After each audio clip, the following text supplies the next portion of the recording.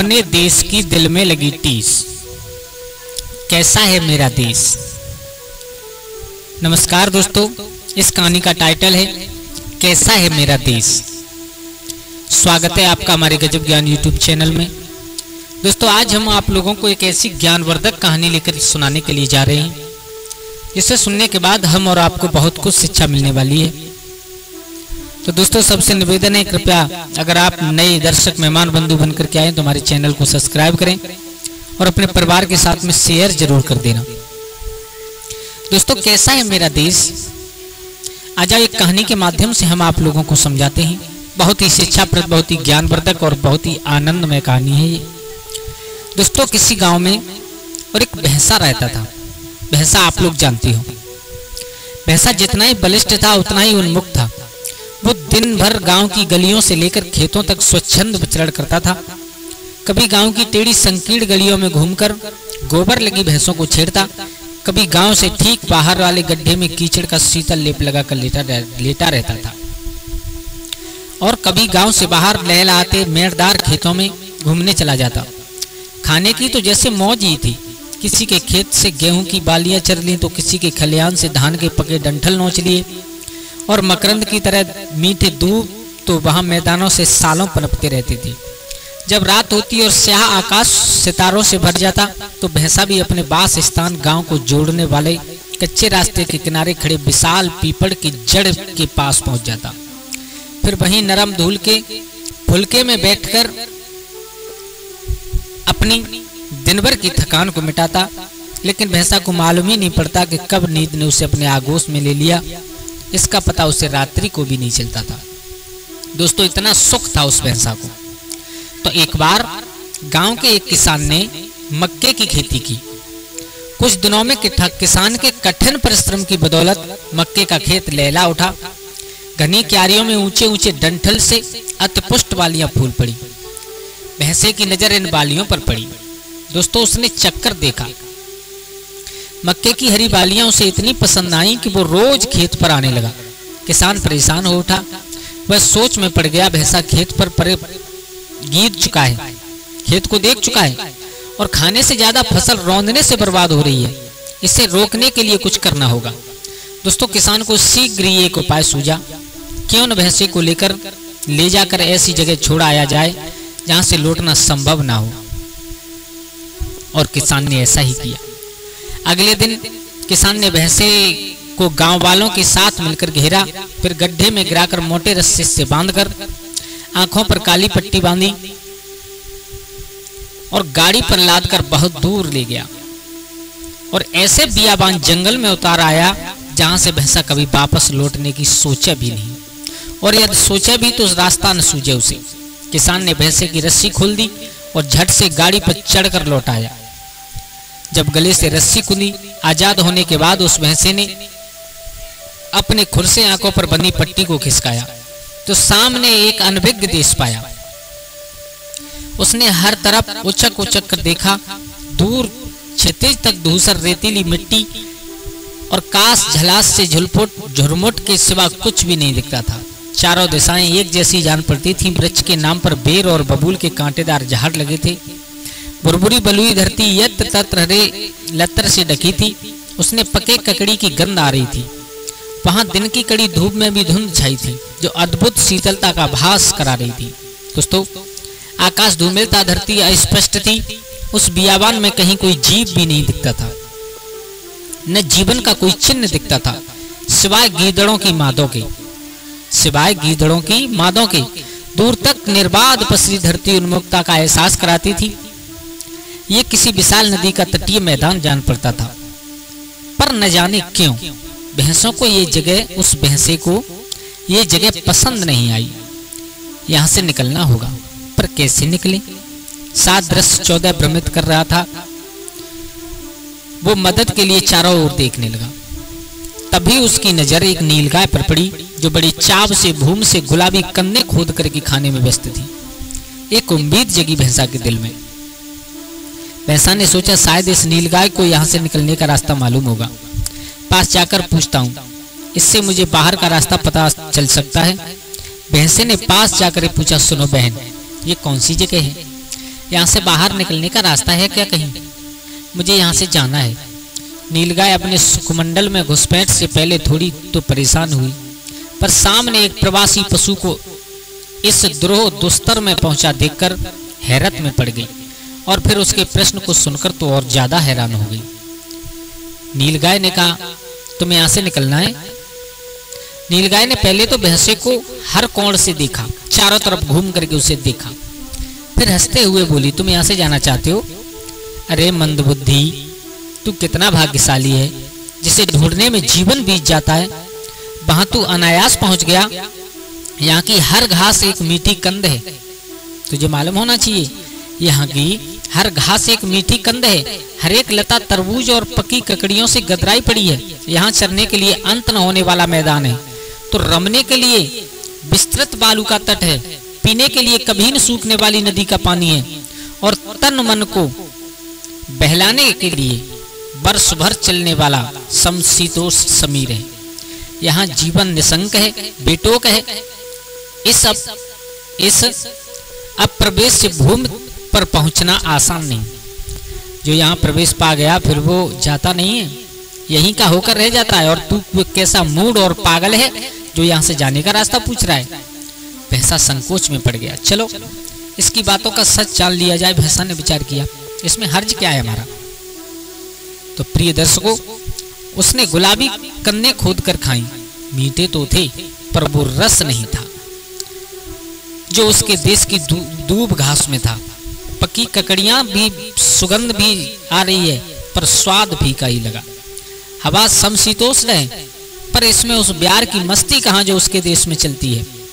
और रात क्या इस कंट का कीड़ कीकर बॉडी में बितानी होगी, हैं? भैंसे को सहमा अपना देश याद आ गया। वो पीपल का पेड़ जिसके नीचे वो सोता था, वो तालाब का हरियल पानी और कीचड़ का शीतल लेप, मधु की तरह मीठी दूब जिसके चरकर अघा हो जाता था। उसके मस्तिष्क में सारी बातें विद्युलता की तरह प्रकटित लुप्त होने लगी। मन बेचैन हो उठा, हृदय में एक टीस उठने लगी है दोस्तों, जिसकी कसक हर स्पंदन के साथ तंत्रिकाओं को प्रकंपित करने लगी। भैंसा तिल मिला उठा। अगले पल उसने निश्चय कर लिया कि अपने देश वापस जाएगा, अभी निकलेगा और इसी क्षण निकलेगा। लेकिन वही एक प्रश्न, लेकिन है देश मेरा किधर? किस दिशा में बढ़ना होगा? यहाँ तो चारों दिशाएं एक समान दिख रही हैं। तभी उसकी नजर एक दिशा में छाई गहरी धुंध पर गई। उस धुंध की तरफ ध्यान से देखा तो धुंध के उस पार गहरा नीला आकाश नीलांबुज की तरह खिलखिला रहा था। आकाश का ऐसा गहरा बड़ तो उसके देश का है, मतलब उसका देश नदी के उस पार है। भैंसा की समझ में आ गया। भैंसा बेग से उस तरफ चल पड़ा। उससे विशाल नदी की तलहटी की ओर जाता देख नीलगाय ने पुकारा और चिल्ला करके कहा, अरे ठहरो, कहाँ जा रहे हो? भैंसा ने जवाब दिया, अपने देश। अरे ठहरो, कहाँ जा रहे हो?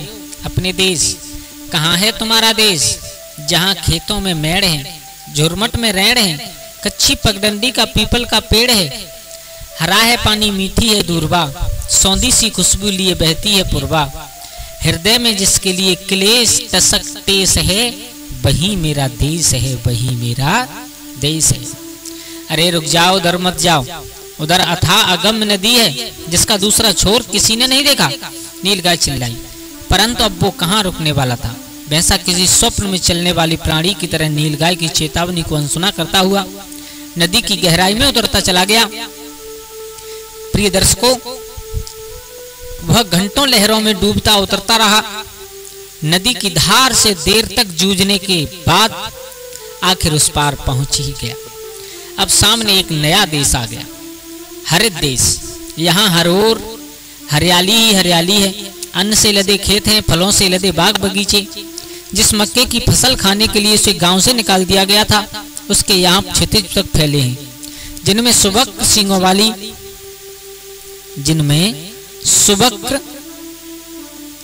वाली सुदेव भैंसें बेरोक टोक बालियां खा रही हैं, मानो यह फसल उन्हीं के लिए बोई गई हो। आगे जाने का रास्ता इन्हें भी इनसे पूछता हूँ। भैंसा उनके पास पहुंचा और पूछा, सुनो, तुम तुम में से कोई मुझे बताएगा यहाँ से आगे का रास्ता किधर है? नवागंतुक को देख भैंसें चौंक गईं। सामने देखा चौड़े मस्तक सुडौल कंधों वाला एक बलिष्ठ भैंसा खड़ा है। भैंसें उसे देखकर मोहित हो गई। दोस्तों, यहाँ से कहाँ जाओगे? तुम बिल्कुल उचित समय पर आए हो, तुम्हें कहीं और जाने की जरूरत नहीं है। वो भैंस कह रही है उस भैंसा से, तुम्हें कहीं और जाने की जरूरत नहीं है। इस गांव में कोई भैंसा नहीं है, गांव वालों को हमारे लिए तुम्हारी जरूरत है। यहाँ तुम्हारा बड़ा मान होगा, अब तुम यही हमारे साथ रहो और यहाँ का ऐश्वर्य भोगो। नहीं नहीं, मुझे तो अपने देश जाना है, भैंसा तड़प करके बोल उठा। अरे छोड़ो देश का खटराग, भैंसे कुड़कर बोली, देखो इधर, जो फसल इंसान अपने खाने के लिए उपजाते हैं वो यहाँ हमारे लिए खाने के लिए बोई जाती हैं। आओ तुम भी हमारे साथ इन्हें खाने में शामिल हो जाओ। यहाँ रहकर गर्व होगा तुम्हें खुद पर, अपने सौभाग्य पर इतरा सकोगे। अब आ जाओ। भैंसें उसे पुचकारने लगी। दोस्तों, भैंसे को भूख तो लगी ही थी, एक बाली नोच ली और जैसे ही वो बाली मुख में गई, भैंसे ने एकदम थूक। वो सहानुभूति कहाँ जो उसके देश की बालियों में थी। झट थूथकार बैठा, मुंह का स्वाद बिगड़ गया। कुंड से पानी पीने दौड़ा, वो पानी में भी अजीब खारापन है। चारों तरफ देखा, अपरिचित ठाव, अनजाने चेहरे, अभिनज्ञ आचार, वातावरण असहज और सब कुछ सशंकित था। भैंसे को अब अपने देश की ओर ज्यादा याद आने लगी। दोस्तों, अब बेचैन हो उठा, फिर वही टीस हृदय में स्पंदन के साथ खटकने लगी। वेदना से तंत्रिकाएं झंकृत होने लगी। भैंसा तड़प उठा, उसे इस कुठाब से भी निकलना है अपने देश के लिए, पर किधर जाना है, किधर है उसका देश? उसने आकाश की ओर देखा, शाम हो चुकी थी, अब वहां नीलापन नहीं, आकाश का रंग सार्वत्रिक लोहित है। अब देश तक पहुंचने का नील सुराग नहीं रहा, किधर को चले? अकस्मात उसकी नजर उन कौओं की कतार पर पड़ी जो रोज चिल्लाते हुए अपने बसेरे की ओर लौट रहे थे। उसे तुरंत याद आ गया, अरे ये तो वही कौए हैं जो उसके देश की बांसवारी में रहते हैं। अपने देश के बासिंदों को देखकर तुरंत तन में नई ऊर्जा दौड़ गई, अंग स्फुरित होने लगा। भैंसा उसी दिशा में बढ़ चला जिधर कौए जा रहे थे। चकित भैंसों का झुंड उसे पूछने लगा।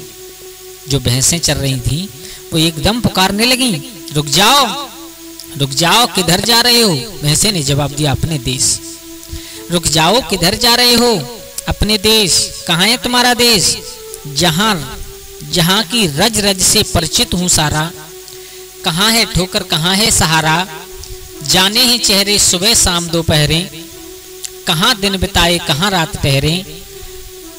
तन में जिसके स्मरण से स्फुरण अवशेष है, वही मेरा देश है, वही मेरा देश है। श्रोता बंधुओं, भैंसें चिल्लाई, ठहर जाओ, ऐसा सुख और सम्मान कहीं नहीं पाओगे। परंतु अब वो कहाँ रुकने वाला था। आंखों में देश का मानचित्र और मन में एक झलक सी ललक लिए भैंसा आगे बढ़ता चला गया। चलते चलते घंटों बीत गए, अंधेरा घेरा आया। अब भैंसा एक नगर में प्रविष्ट कर चुका था। दोस्तों, एक शहर में घुस चुका था। लगता है ये कोई मानव बस्ती है, पर उसके देश से एकदम अलग है। बड़ा अजीब देश है। यहाँ खेत नहीं है पर सारे अन्न मौजूद हैं। बाग नहीं है पर सारे फूल मिल रहे हैं। बगीचे और क्यारियां नहीं है, सभी तरह की फल सब्जियां रखी हैं। ज्यों ज्यों रात चढ़ रही है, उजाला बढ़ता जा रहा है। और उजाला कितना भी बढ़े, हर चीज काली ही काली है। काली मिट्टी, काले रास्ते, काला पानी, काली हवा, जगह जगह कचरे के ढेर हैं और उनमें खाने की ढेरों सामग्री पड़ी है। भैंसा चकित हो सब देखते जा रहा था। दोस्तों, एक जगह सड़क किनारे कचरे के ढेर पर बहुत सी गायें बैठी मिली। फेंकी हुई सब्जियां और फल खा रही थी। उन्होंने भैंसे को देखते ही अपने पास बुला लिया। आओ आओ जी, तुम भी हमारे साथ आ जाओ। यहाँ सबको अवलंबन मिलता है। ये नगर नहीं, निरंतर चलने वाला मेला है। यहाँ रात नहीं होती, यहाँ खाने की वर्जना। यहाँ रात नहीं होती और न खाने की वर्जना। जहाँ हम सब बैठे हैं, इसे कचरे का ढेर मत समझना। इसके अंदर भोजन का अंबार है। खाने के लिए हर चीज इसके अंदर मिलेगी। अन्न, फल, सब्जियां, मिठाइयां और भी बहुत कुछ मिलेगा। आज से तुम भी इसका उपयोग करो हमारी तरह। यहाँ का जीवन पहले दर्जे का माना जाता है, अब तुम भी वो जीवन जियो। मेरे भैया, भैंसे ने महसूस किया कचरे से बकरांत गंध आ रही थी और उसके पीछे जमे पानी से काली बदबूदार महक उठ रही थी। चारों तरफ धकपेल मची है, सड़क निशाचरों से भरा पड़ा है। उसने ऊपर आकाश की ओर देखा, जहां से अब तक उसके देश का संकेत मिल रहा था, पर वहां कुछ भी नहीं है। आकाश निरा कोरा है, उसमें कोई तारा नहीं है, चांद बदरंग है, मानो कोड़ लगी हो उसे। भैंसे को झट अपने देश की फिर अब की बार और ज्यादा याद आई। शाम को आम के बगीचे के पीछे सूरज के चले जाने के बाद स्याह आकाश तारों से जगमग भर जाता था। श्वेत चंद्रमा पूरी रात आकाश के चक्कर काटता है। रात्रि की नीरवता में झींगुर की झुनक तक सुनाई पड़ती है। ओह मेरा देश कितना सुंदर है। एक बार फिर भैंसे के हृदय में वही टीस उत्पन्न हो गई। तंत्रिकाएं उद्वेलित होने लगी। अब वह पल भर के लिए भी यहाँ नहीं ठहरना चाहता था। जल्दी अपने देश पहुंचने के लिए आत्मा तड़पने लगी, किंतु आगे जाना किधर है, किस दिशा में है उसका देश। दोस्तों, कोई संकेत नहीं मिल रहा है। भैंसा चारों ओर चिहार देखने लगा। तभी उसकी नजर कचरे के पीछे एक नहर पर गई। झट ध्यान आया, ये नहर तो उसके गांव से होकर बहती है। भैंसा अविलंब तटबंध की ओर दौड़ पड़ा। उसे जाते देख कचरा जीवी गायें पुकारने लगी। क्या हुआ, कहाँ जा रहे हो? भैंसा ने जवाब दिया, अपने देश। क्या हुआ, कहाँ जा रहे हो? अपने देश। कहाँ है तुम्हारा देश? बोले, जहां अमराइयों के पीछे सूरज का घर है। जहां अमराइयों के पीछे सूरज का घर है, तिमरांबर तारों की डगर है, शून्यालय के तट में बजता है झिंगुर, शाश्वत आनंद देता जीवन क्षणभंगुर, जहां चांदनी रात में चमकता राकेश है, वही मेरा देश है, वही मेरा देश है। दोस्तों, भैंसा सारी रात नहर पर तटबंध पकड़े अविराम बगैर आराम किए चलता रहा। भोर के साथ ही भूदृश्य भी बदलना शुरू हो गया। सिर के ऊपर भव्य नीला आकाश खिलखिलाने लगा। भैंसा चलता रहा। अब मिट्टी भी अपने रंग में आने लगी। भैंसा चलता रहा। बयार से देसी गंध आनी शुरू हो गई, पर भैंसा चलता रहा। दिन बीत गया, शाम होने को आई, पर भैंसा चलता रहा। दोस्तों, अब मेड़दार खेत नजर आने लगे। भैंसा जान गया अब देश ज्यादा दूर नहीं है। क्लांत पग स्वतः उठने लगे। भैंसा चलता रहा। तभी देश की पहली झलक दिखी उसे। क्षितिज की पृष्ठभूमि लिए अमराइयों का लहरदार घरा हरा घेरा गोचर होने लगा। भैंसा खुशी से डांकने लगा। उसकी डांक डकार दूर तक सुनी जा सकती थी। तन में नई स्फूर्ति आ गई। तेजी से चल पड़ा, लगभग दौड़ने ही लगा। अब तो गांव के बाहर के मंदिर का श्वेत गुंबज, उसके पृष्ठ में घरों के छप्पर, उनके आगे मकई का खेत, उसमें गड़ा मचान और उस पर बैठा सिर धुनता किसान, सब कुछ दिखने लगा। कुछ और नजदीक पहुंचा तो कच्चे रास्ते पर निश्चल खड़े पीपल की जड़ भी दिखने लगी और उसके नीचे धूल का नर्म हल्फा, नर्म रेत। आंखों से आंसू निकल गए। अभी कल ही तो बिछड़ा था, पर मानो बरसों बाद आया हो। बालापन की याद लौट आई। इस तरह पूंछ उठाकर डकारते हुए दौड़ा, जैसे माँ की गोद देख बच्चा दौड़ता है। दोस्तों, शाम ढल चुकी थी, अंधेरा घेरने को था। भैंसा पीपल की जड़ से सिर टेक कर तहदार धूल के फलके पर लेट गया। थकान से पूरे शरीर में भयंकर पीड़ा हो रही थी। वो कल से लगातार चल रहा था, अनवरत और बगैर कुछ खाए पिए। मांसपेशियां अकड़ गई थी और मुंह से झाग आने लगा। दोस्तों, मांसपेशियां अकड़ गई थी, मुंह से झाग आने लगा। श्वासोच्छ्वास तेज हो गया, पर मन असीम आनंद का अनुभव कर रहा था। हृदय अकारण रह रहकर गदगद हुआ जा रहा था, जैसे उसके भीतर कोई द्रव्य स्खलित होकर जमा हो रहा हो और हृदय की दीवारों को भीतर से सहला रहा हो। अब वहां कोई टीस नहीं थी, सिर्फ उस अज्ञेय द्रव्य का मधुर शीतल स्पर्श था। दोस्तों, भैंसे के लेटते ही धरा ने धीरे धीरे उसे अपनी गोद में सुला लिया। ऊपर गहन काले नम में दो तारे मुस्कुराते होंठ जैसे आकार वाले अर्धचंद्रा का चांद के ऊपर टिमटिमाने लगे, मानो खुशी से आकाश मुस्कुरा रहा हो। पीपल की जड़ में रहने वाला झींगुर अपनी धुन में गाने लगा। तभी साख से चुपके उतर देसी ब्यार उसके कान में फुसफुसाई। और वो चुपके से ब्यार क्या बोली, यहाँ देह धरा प्राण वायु सबकी प्रवृत्ति एक है। यहाँ देह धरा प्राण वायु सबकी प्रवृत्ति एक है। अनुनादित होती है आत्मा सबकी आवृत्ति एक है। इसी मिट्टी से गढ़ा तन ये विशेष है। यही तेरा देश है, यही तेरा देश है। जब उस शीतल मंद सुमंद बयार ने उस भैंसा के कान में ये सुनाई, उसी समय उस भैंसा को मालूम नहीं पड़ा कि कब उसे उसकी निंद्रा ने घेर लिया है। दोस्तों, ये है अपना देश। अपना देश चाहे कैसा भी हो, चाहे बुरा हो चाहे भला हो, लेकिन सब लोगों को अपने देश की याद सताती है। दोस्तों, ये तो उन लोगों से पूछो जो ना चाहकर भी अपने देश को छोड़ करके बाहर नौकरी कर रहे हैं, उनके हृदय में क्या बीतती है। तो दोस्तों, कैसी लगी आप लोगों को हमारी ये कहानी? अगर अच्छी लगी हो तो प्लीज़ हमारे गजब ज्ञान यूट्यूब चैनल को सब्सक्राइब करें और हो सके तो अपने परिवार और दोस्तों के साथ शेयर करें। आज के लिए बस इतना ही। कल फिर मिलते हैं किसी एक नई कहानी, एक नई चर्चा के साथ। तब तक के लिए सभी लोग आनंदित रहें, खुश रहें। जय श्री राधे, जय श्री राम।